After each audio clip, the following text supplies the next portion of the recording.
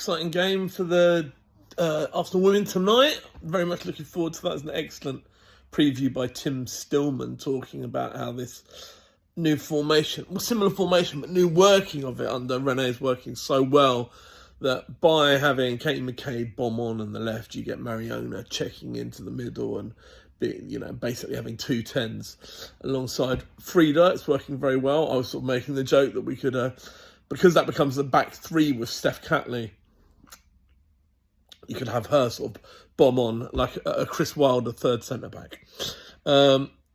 Slightly tongue-in-cheek there. I mean, I guess we'd have to be losing for that to happen, which I don't want to see. On one hand, sort of we're in a great position because Win and Vålerenga don't beat Bayern Munich, and we're through. But actually, we kind of probably want Vålerenga to do something against Bayern, or Bayern to drop points somewhere. Because we come second in this group, it looks like Chelsea and Man City will win the group, meaning we're just getting Lyon in our first knockout game, which is a pretty brutal draw.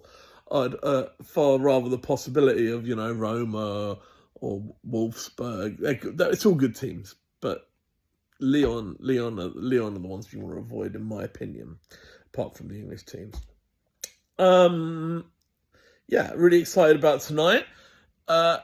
The other thing, I think it's the fact that this team, not too long ago, it looked like we had too many players and didn't know what to do with them.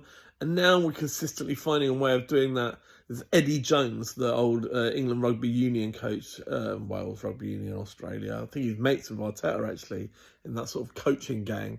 He was the first person I heard talk about starters and finishers. And obviously that's very much what we've got with this team. You get run ragged by Leslie Russo and by Caitlin Ford. And just as when you feel you can't take any more, along comes Beth Mead and Stina Blackstenius to really kill you off.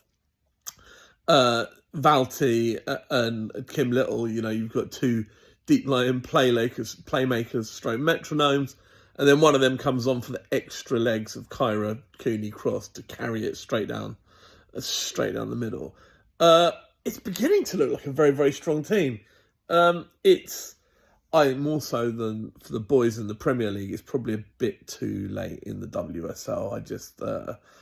I think Chelsea are too far away and can't be caught. Whereas I think Liverpool, with so many more games in the Premier League, I think the boys have much more of a chance of clawing it back. But there's at least an argument that both boys and women's team, both the teams have got maybe even a better chance of winning the Champions League than they do their respective domestic leagues. I haven't mentioned Barcelona in the Champions League, which is a pretty big obstacle. I think the final, is it in Bilbao this year? Have I made that? Or maybe that was last year. Was it Lisbon last year, Bilbao this year, or the other way around?